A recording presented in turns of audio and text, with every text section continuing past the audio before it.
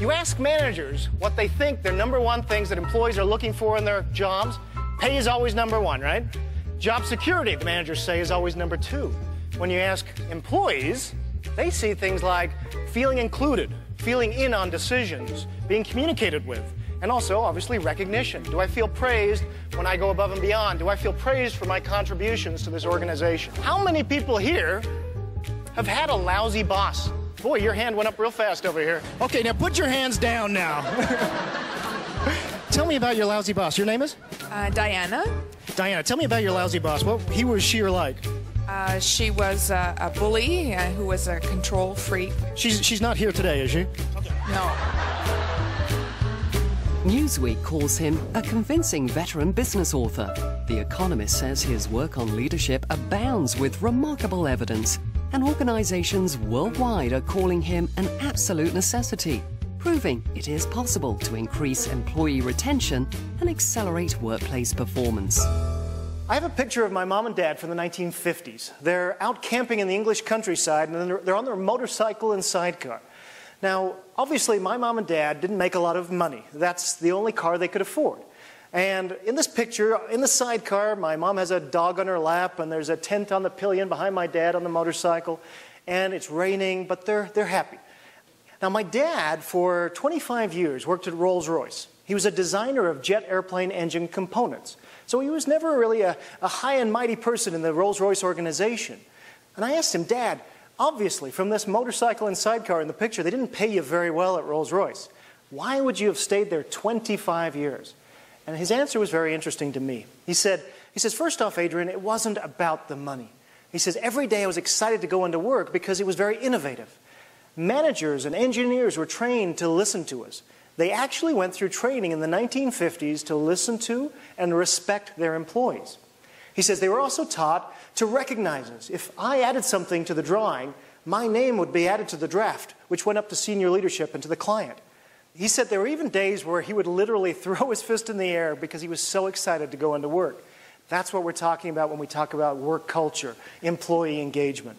Is there a difference in work environments? If I said to you, what's the fun airline to work at? What would you say?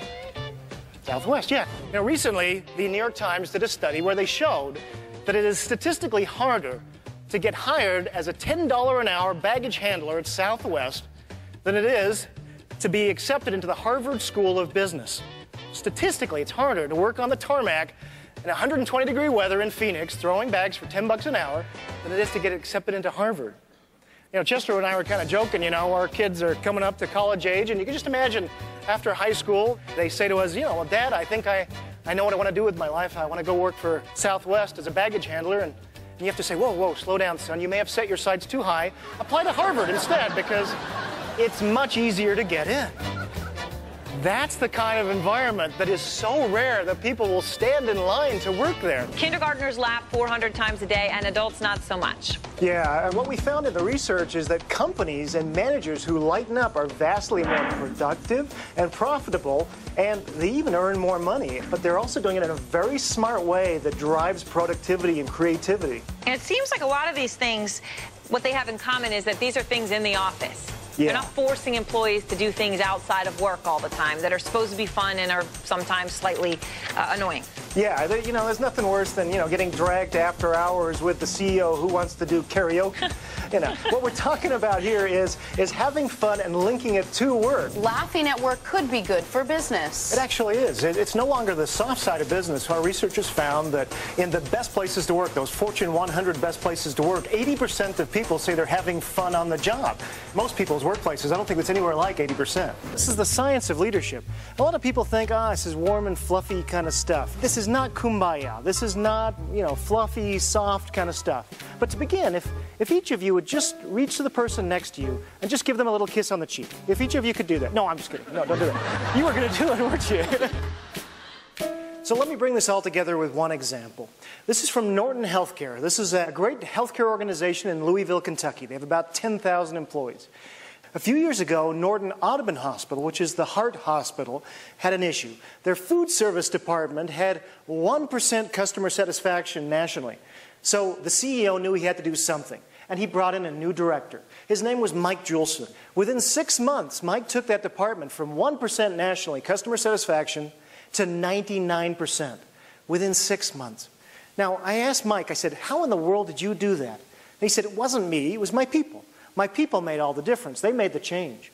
I said, well, Mike, were they a different team? Were they different people? And he said, no, it was pretty much the same group. I said, Mike, then you probably made a difference. What did you do differently? And Mike said, well, he says, I just thought my people had been beaten up long enough. And so he says, we changed everything. He says, we praised. We even praised mistakes for a while. We praised when they arrived on time. We praised when they smiled at customers. We just thanked people for their jobs.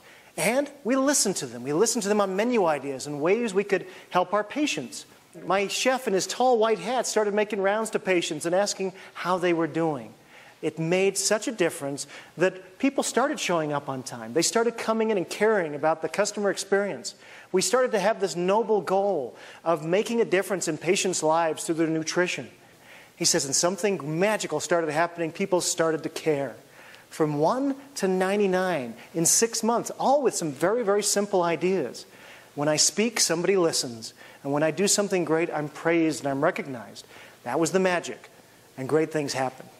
He's called by many the world authority on employee engagement and recognition. Adrian Gostick will change the way you lead and inspire your people. Is there potential locked within your workforce or within yourself?